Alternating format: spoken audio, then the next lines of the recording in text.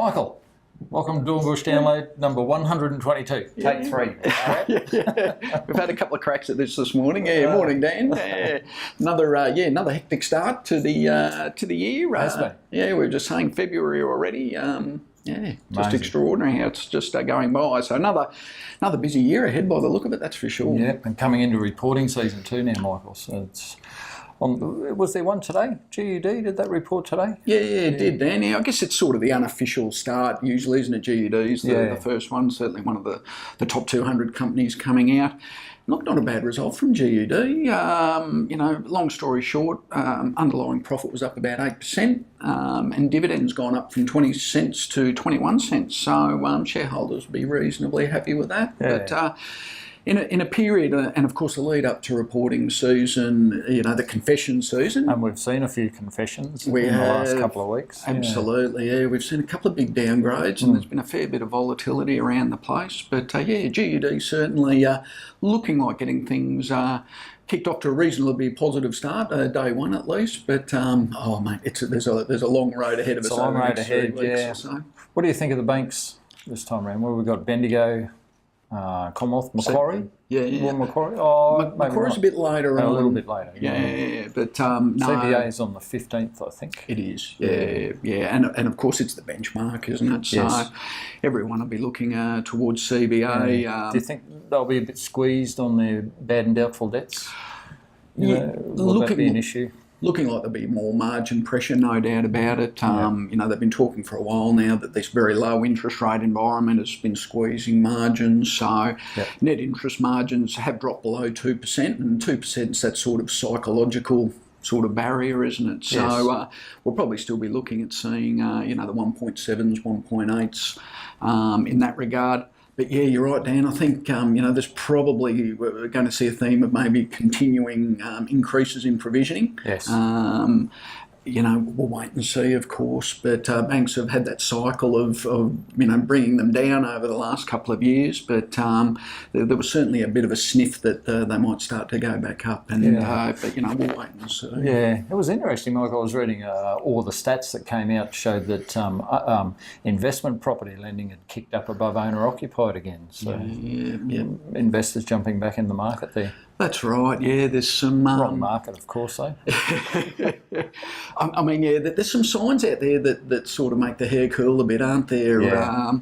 But in saying that, NAB's come out. They're still calling, I think, for 2 rate cuts this year. Exactly. And the contrarian side of it says 2 rate increases this year. So who knows? It's a real mixed bag, isn't it? That lower inflation number the other day sort of threw the cat amongst the pigeons again, because really. That November through December period, it was, okay, well, this is the bottom of the interest rate cycle. Now should start to see rates going up this year, but you're exactly right. NAB coming out basically saying they reckon there's still another cut or two, potentially.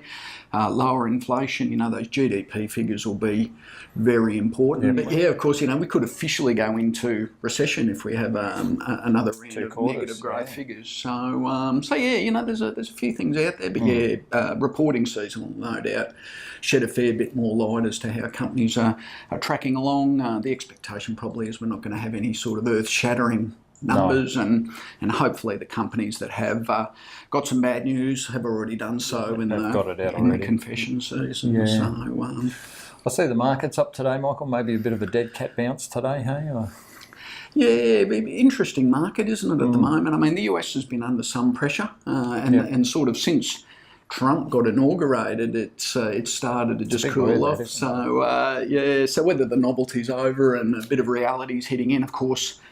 Yeah, but I think the thing about Trump is that at the moment it's social things that he's doing, isn't it? Whether you agree with a wall or agree with what he's doing or not, it's really not the economic things, And if he comes out, being the business person, if he comes out and cuts corporate tax rate and personal tax rates and does that infrastructure spend, brings those manufacturing back on board. Now, he's talking about increasing the energy sector as well. So, if he can do those things, if he's allowed to do those things, I suppose, that, forget about the social stuff. Economically wise, they should still keep ticking on over in the States, Yeah, look, absolutely. And certainly thus far, he's been a man of his word, hasn't he? He's come in and said he's going to do these things. And look, he's pretty much done a fair few of them straight up. So we're not used to that in Australia. No, that's exactly right. We'd sort of be used to a 6 months to 12 months sort of procrastination period, Yes. just make sure all the I's were dotted and T's are crossed. Yeah.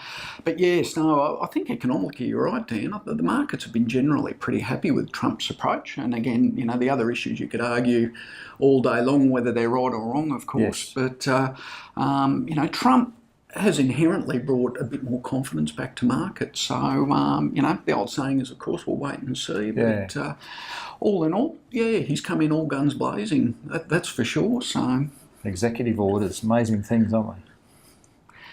it's a bit scary at times, isn't it? But anyway, again, we'll leave that argument for another day potentially. But. Yep.